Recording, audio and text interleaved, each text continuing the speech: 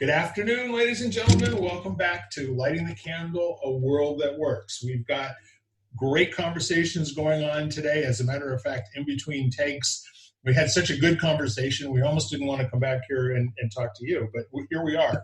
Why are we having this conversation? Well, there's agreement by a lot of people that for one reason or another, depending on who you are, you can come up with a bunch of reasons that things are not working. And so what we're putting our attention to is, what is the technology of empowerment? How do we get people to be unstuck with whatever it is that's robbing them of joy and self-expression and really having the life they love? So that's what we're talking about. You want to be part of that conversation? Thanks for being here. So we're going to identify our panel here. And again, I'm Bill Carell. I convened this conversation, but I'm happy to lose control over it every once in a while if all the time, I'm willing for it to go wherever it goes. And that said, I'd like to invite Ken to tell you a little bit about himself. And the question that we're talking about today, Ken, is we spent some time talking about the power of language. Now what we want to talk about is, how do we access the power of language to empower people rapidly? How do we take what is a slow cook accidental process for some people where they finally get it and now all of a sudden they can be producers in their own life? How can we take them through the steps to allow them to do that? And if you don't have a succinct answer, don't worry about it. We're going to get through it, but I'd like to use the leverage of language and empowerment in this half hour. Does that work for you guys? Cool. All right. Thank you. Mm-hmm. Ken, tell them who you are. I am Ken Caputo, founder of Quester's Way, and Bill got me all riled up today. So, and I think like we teach a little simple communication kind of circle, and there's the language, the message that you deliver, which we're all really good at. Look at any social media platform, and everybody's going outwards with their message, defending their language, trying to take remove other people's language, debating kind of almost this black and white thing. And the more important step that we teach people is to recognize when the message that you're trying to deliver has been heard, and then agree that you're both understanding the same thing. Because a lot of times it's not so much the words, it's the way they're being heard, if they're being heard, and then are you hearing the same thing? Is there agreement? And now you can continue to evolve that message. So I wonder if we're talking about attention a little bit. The attention should be less on what's being said and a little bit more on how it's being received and understood. Because if it's not understood, there was no communication. It just didn't happen no matter what words you're using. So terrific. I'll start with that. Good start. Lisa? I'm Lisa Sheehan, media person all around. Conscious living is what I strive for in life and in work.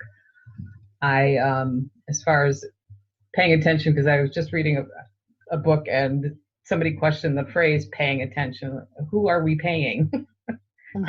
Why are we paying? That's excellent. That is good. It is a weird phrase when you think about it. Talk about language. So just to pay attention to how we're saying what we're saying, like Ken said, how it's being received. I mean, there's a reason people say, I heard you say, and then you back it up again, and then you said, no, that's not what I said, or, you agree or disagree.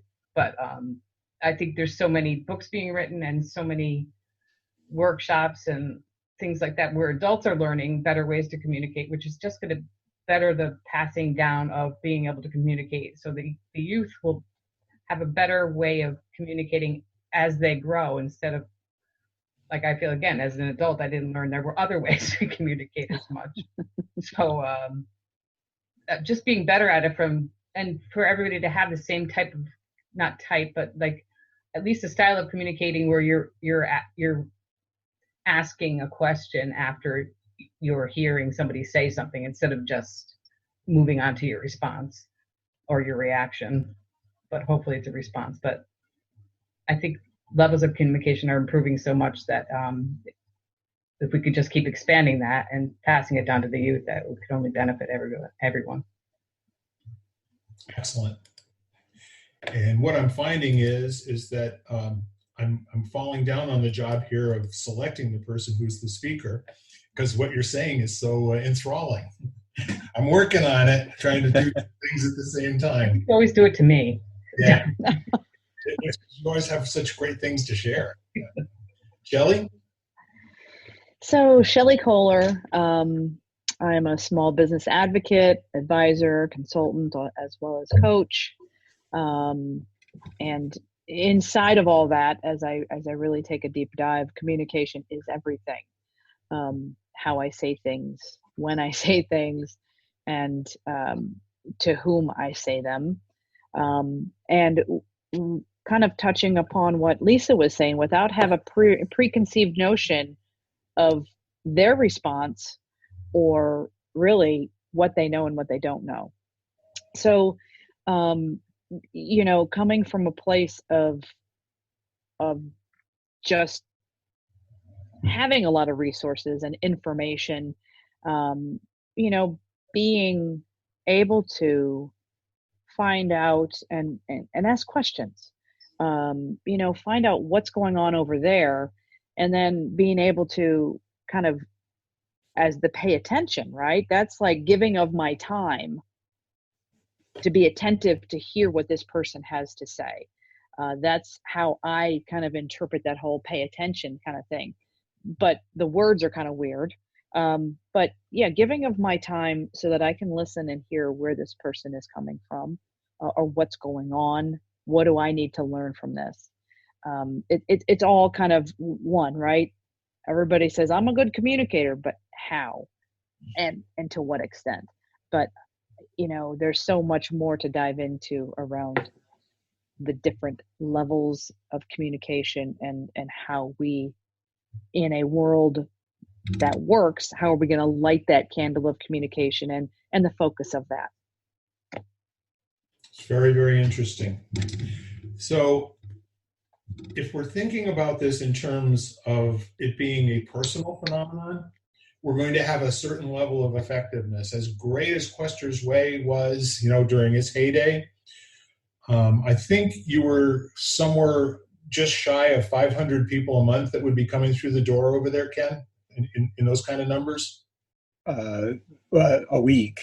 Yeah, depending on the week and what season it was and stuff like that. Yeah. As compared to 350, who knows how many million Americans there are, mm-hmm. as opposed to 7.5 billion people on the planet. So while we're focusing on the sender, which is very, very important, we need to train human beings to be great listeners, to be listening for empowerment, not listening how to respond to what they're hearing as far as making changes. And Elisa, in the last segment, you said something. I'm an old man. I'm 66 years old, and I watched a lot of things happen. I've watched a lot of things stay the same. I've watched situations, and I put myself on the line being a volunteer as an activist in downtown revitalization, neighborhood revitalization zone, language and ordinance for the entire state, and then went around and trained people to write their ordinance for their communities. So what I'm saying to you is that in doing that, the candle we were lighting was for them to look at themselves and their neighborhoods in a completely different fashion. Actually not different, for them to invent, what fashion they would look at their communities. And we did this with no money. It was through the power of conversation. And so what I'm saying to you is that I started in groups of maybe 5 or 6 people and told them to invite their friends. And in Willimantic, our group grew to over 150 people that were participating in writing the ordinance, and we had groups and all that sort of thing. But what I came away with was that the politicians had a way of speaking to people that gave them something to be against. And what we were talking about gave them a reason to be for something. So they brought their boxing clubs, they brought their cooking groups, they brought their the things that they did in their churches, what they did in their not-for-profits, what they did in their communities in terms of taking a little eighth of an acre piece of land that was absolutely horrible, and people volunteering to put trees and flowers and benches and call it the Julia de Burgos Memorial Park. She was a poetess. I don't know if you've heard of her. But Julia was a very, very empowering person for people who speak Spanish. So what I'm asking is that if you want to short circuit all of the, like I can never talk to 7.5 million people, let alone 7.5 billion. I'm really lucky that if I ever in my lifetime meet, 1 million friends, that would be really kind of cool, However, how do we teach people? And I think what you said, Shelley, when I was listening to you, asking questions and the critical thinking, but not asking necessarily the questions that they've been taught to ask. How about generating new questions depending on what the information and the topic is? So, for example, going back to, I gave you that history so I could stand here with some credibility to say, Lisa, I've watched the idea of inclusiveness and diversity be corrupted over a 30 or 40 year period. And what I mean by that is that originally, when I went to school, there were things that people of color could not do. They couldn't sit in the same restaurant as me in Georgia or South Carolina or Alabama. They literally couldn't be in the same restaurant. I saw James Brown play one time when I was in my teens. He had to come in through the back door, at that particular venue. So what I'm saying to you is that the idea behind we're all equal, as human beings, we're all equal in terms of our potential as human beings. However, we went through what I would say is almost 50 years of training people that you have to be careful about how you speak to people of color.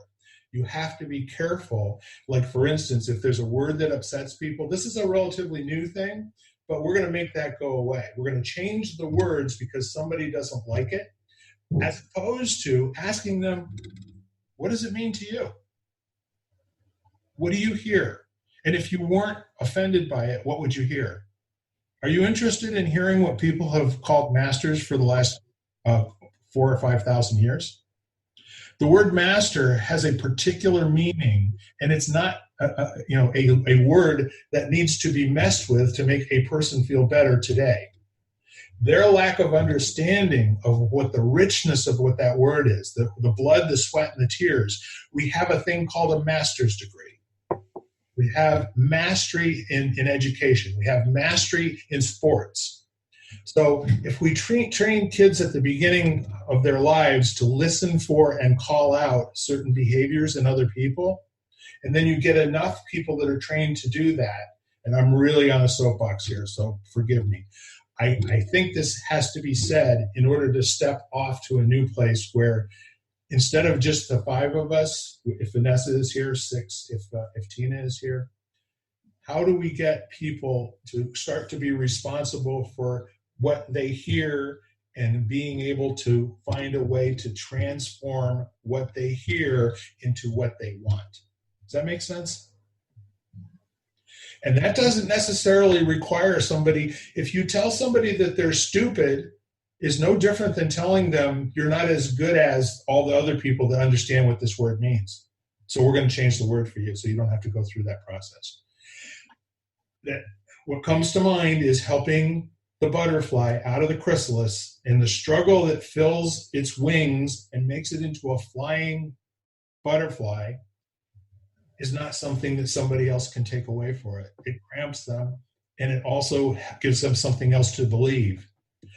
So possibly, okay, just hang with me for a minute. I don't know everything, but I'm just saying to you, having observed what I've observed in how people have behaved, the inner cities that I've been in, Roxbury, in Boston, north end of Hartford, all over New England, with kids being shot every 95.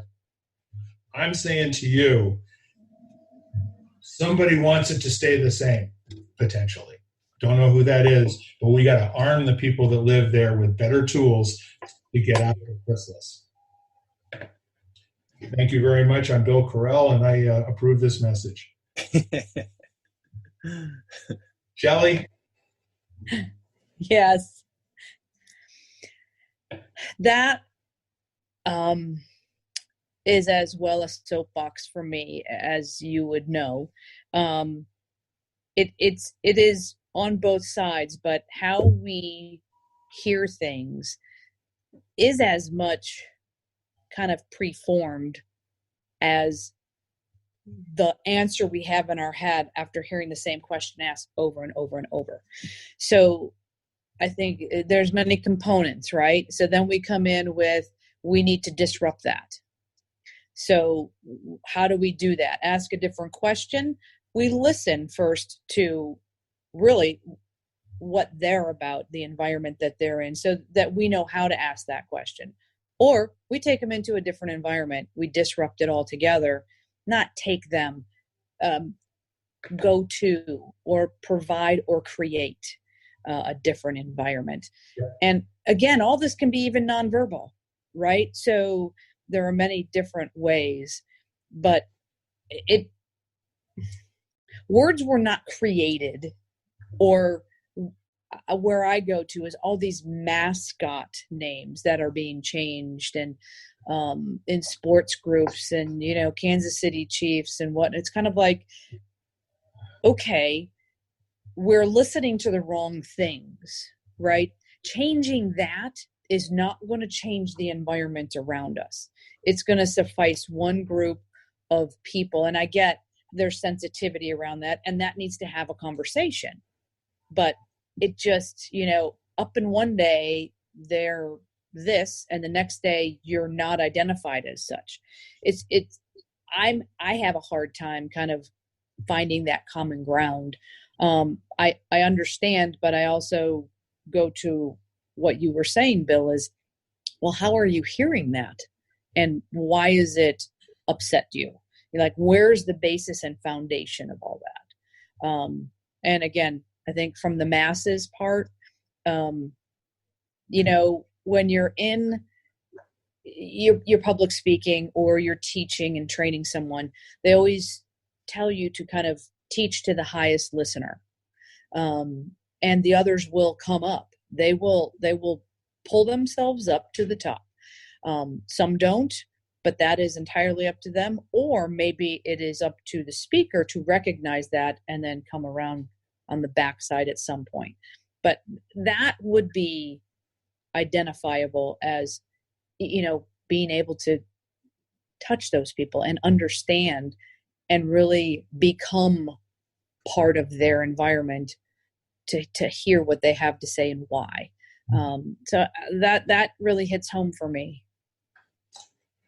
Yeah, and I want to be really clear and condition your listening. I'm making no one bad and wrong with what I'm saying. No. And the typical thing that happens is that people are, as you said earlier, they are really subtly trained to hear things a particular way, and everything else goes by them. Mm-hmm. Simply because if we just started out by asking, when I'm around my grandchildren, whenever something comes out of their mouth, I'll ask them, where'd you hear that? What's that mean to you? How does that make you feel? I never ask, why did you say that? I'm not interested in getting a reason for any. You'll never hear me ask anybody who I love, why did you do that? Or when did you stop beating your dog? So the whole idea is to train people as human beings, not train people as things. Human beings are autonomous. They can make up their own mind about what's true and what's good and what's right, if you train them to do that. And I felt like I wasn't trained to do that. The evidence of it was I didn't graduate from college. As a matter of fact, I flunked out my first year. In order for me to become a peak performer, I had to go and get the information someplace else. I had to surround myself with mentors that were willing to go through my BS in my 20s asking them a lot of stupid questions and hearing what they had to say about the good ones would say there's no right answer to that question. Mm-hmm. You know? So thank you, Shelley. And I do know that's in you, no doubt about it. So Lisa, since your name was brought up, would you like to have an opportunity to take a shot at that conversation? This one is very deep. I have gone back and forth with all sorts of things up until probably recently, thinking, oh, political correctness, it's horrible. Why do we have to change things just to make some people happy? And I have been going through an evolution of sorts in my own mind, and obviously it's personal, but not, it's not. I'm not singular in this thing, because the thing that came to mind when you said you didn't finish college, but you approached all these mentors, but all I could think of was like you had access to these mentors, which makes you, it makes a brilliant life for you, but not everybody has access to those, and things that block people from having access to anything, even if it's something as simple as language that invites diversity in, I think is important to look at, whether or not it's a simple change of words or a change of wording or a change of how are we preventing people from coming in to make our organization, our university, our town, our anything more inclusive of all people. And people, I think it's a question people like to ask now, at least it's coming up more now, that people are saying, you're right. I don't know, what do we do to make it more open to people? Is there something that is preventing people from approaching us even? So, I'm almost going to throw up thinking about this because I never saw it before from the point of view that, and never mind the privilege of everyone that I've had, and I've never understood it even myself till recently. And the fact, reading things like I'm reading a book from 1974 and heard, women couldn't even have a credit card in their name in 1974. So the word never comes up again. So if you can never belong to this, never do that, never, right now you can never have that, I think is an important aspect of inclusion, communication, how we want to make it a better world, basically. How to light the candle is for everybody kind of thing. Yeah, and you know what? Is there anybody on this call or anybody who's ever going to see this that has not struggled with those conversations? If we start out loving people, like that's our first response to humanity, and then we get trained in that because you are who you are, it's not possible for you to love people in your current form. It's more of the thingification, so that being trained to have an automatic response, which is what Shelley said before, we don't believe, that our thoughts were placed there by someone else. However, the evidence is to the contrary. The evidence is 100% of our first reaction to everything was trained into us, and we should be reacting that way. There's no good or bad to it. And as whoever it was that said, that people tend to, Ken, we was talking about people trying to quit smoking. They made a decision they're going to change something as opposed to create a new way of being. The changing something is quite different if you don't change the people you hang out with. Somebody else told me recently that 97% of all people, live within a few $1,000s annually, adjusted for time, to whatever their family had when they were growing up. Now, there's obviously some, that's conversationware. It's not the truth. I can't justify it to you. However, there's another one that says that most people grow up and live within X number of miles of where they were born, et cetera, et cetera, et cetera. So that those people that have a disruptive experience in their life that allows them to really take a hard, deep look at, why am I here? Not why do you think I'm here? Why do I say I'm here?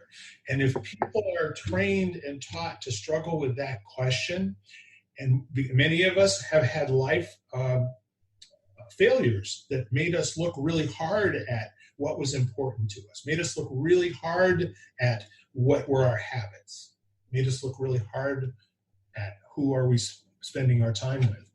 Ken? Well, it's kind of interesting. If you see a double yellow line in the middle of the road, we've all agreed that that's symbolic of driving on the right side. But if you go to England and you do that, you're going to get yourself killed because they all agreed that they're going to drive on the left side. And it's the numbers that matter. And all I can think of is, watching the Berlin Wall get torn down. That was symbolic of something. That was not about the wall. That was about unity. And it meant that some people had to give something up that they had grown comfortable with or believed in.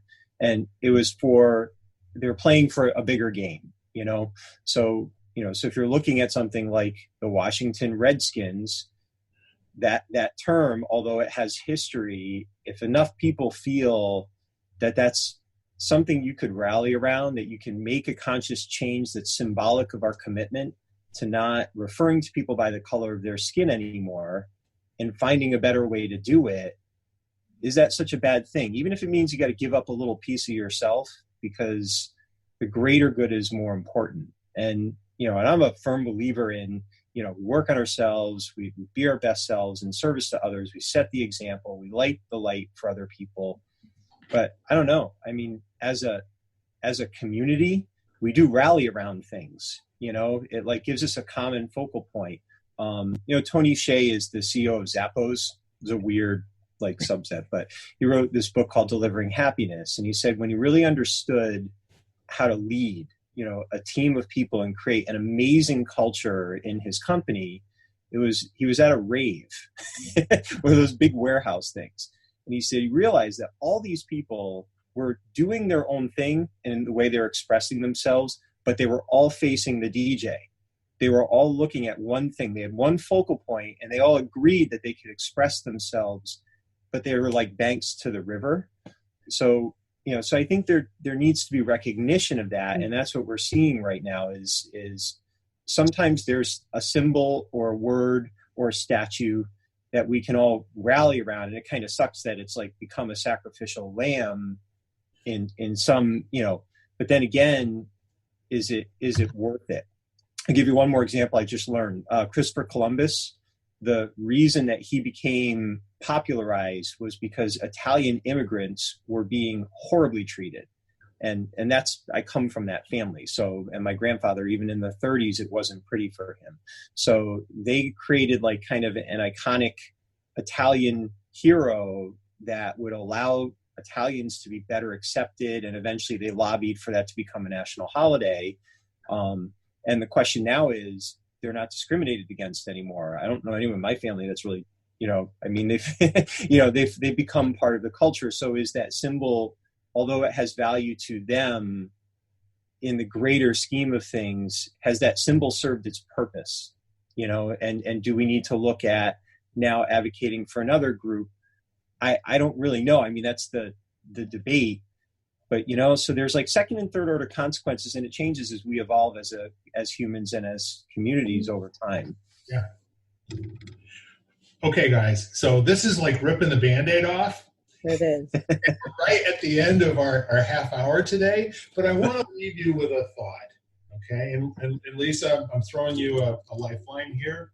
And anybody, me included, if you have a really strong reaction to a conversation or to something that's going on, unfortunately, the bad news is that there's a real opportunity for growth and transformation by hanging in there, okay?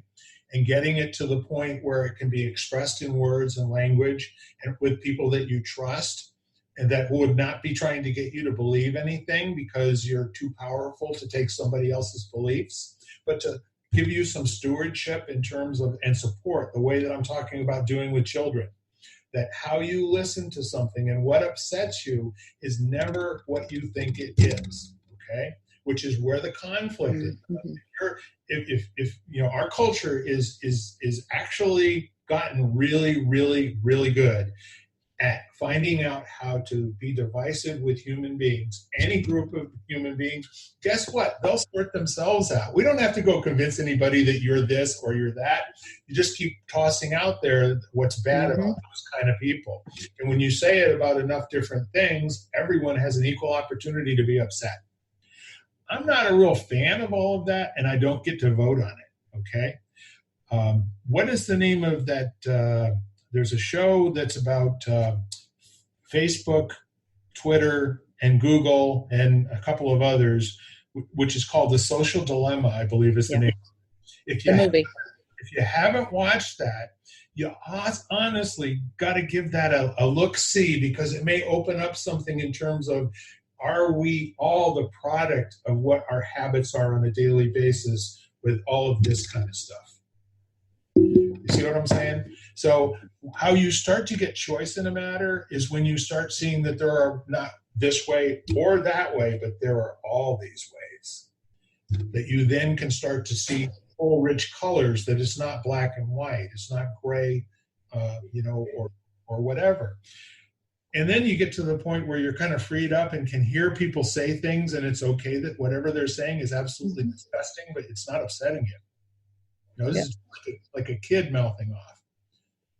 My grandson, the first time he used the F-bomb in the middle of the mall, that was kind of mortifying, 3 years old, and at the top of his lungs, said it like 5 or 6 times, and everybody in the mall is like staring over there. Who are you? And what's going on with that kid? So I'm going to ask that we draw a line here. I'm going to also ask that we spend a little bit of time between now and the next time we get together and see if we can condition our listening and see if you notice where people have a stake in us being left in a different kind of a space or a stage than when we saw the communication. It's about listening. It's not necessarily about our ability to broadcast, but it has everything to do with, are we living in a culture where we have no choice with what we're bombarded with every single day of our lives, everywhere we go? And based on what they think our preferences are, they're reinforcing those preferences by showing us things that agree with what they think we believe. Pretty interesting. All language. The way into it is language, the way out of it is language. And strongest sentence I can give you, Lisa, I love you. Completely and madly. Okay? Same for you, Shelley. And I don't know what to do about you, Ken, but neither does anybody else. Yeah, absolutely. I love that about you. So shall we say our goodbyes and thank people for listening in? Shelley? Thank you for listening in and, being a part of transformation and a world that works. And it's going to take a lot of people to be the same and help light that candle. So thank you. Awesome. Lisa? Yes, thank you for this is a world of expression, so that's what words are for too, and communication and listening, and I agree and hear, but we'll take more into consideration and look more into, and I love what you said, Ken. But yes, I will take some time to think. Yes. And may I make a request? Will you take some time to talk to some people that you trust? What's their view of the thing? Not what's right or wrong or what we should be doing as a social contract, but the feelings that they have about how how it's going and what doesn't seem to work about it or what does seem to work about it. Can you take it on as kind of like a conversation to have, as opposed to without other people's stewardship, is what I'm asking. Such as? Well, for instance, you've got a remarkable human being that you are with almost every single day. I'd be interested in what Samantha has to say. And then for one of you, to play the role of devil's advocate, which is pretty much what I do. I don't care what you think. I don't care what anybody believes. I would like them to be aware and awake if they're actually being hosed. Okay. And that's, I've been living into that a lot lately, which is where this kind of comes from. And talking to like my sister, somebody that I really trust, and she said, I wish there were more voices like yours out there. That kind of thing. So I, do I not listen to her? I know this is going to sound. I think you listen to everyone and you take away what works for you and leaves you in a healthy and whole space. Does that make sense? Yes. Okay. That's all I want for you. You're great people and you do great work in the world, and I want to support that. Thank you. Ken? So I'll leave it with, I actually had a thought for Lisa with the whole paying attention thing. So, because that just made me laugh. We teach kids to think of time as, and maybe this would work for intention. So investing in attention, which means that the thing you're giving your attention to compounds. It grows, like investing attention in a relationship that matters to you, whatever it is. And then you've got spending attention, where you may not get as much back from it, but it's worth giving it up for, so like playing video games for a kid. If you really enjoy it and you like it and you want to spend some of your time doing it, then go ahead, but just realize it's not going to compound like reading a book would, and then the last one is wasting your attention. The things that just suck it away like a black hole. What are you wasting your time on? So maybe we could use those 3 words for attention instead. So that's all I got. Terrific. So the last parting thought for me is, I think everyone who finds themselves, you're going to have many opportunities over the next 2.5 weeks, I swear, to not feel really great about what's going on in the world or what's going on in front of you or what's going on with what people are saying. You don't have to take it on. You don't have to own it. But what you can do is look for the opportunity for, if this doesn't work, what would it look like if it were working? Stand in that question if you can, and let's see what comes of it. Thank you again. I love you all madly, and we'll go ahead and sign off now. And everyone have a terrific, terrific weekend. Bye-bye. Thank you. Bye. You've been listening to Lighting the Candle, A World That Works, part of the Exvadio Podcast Network.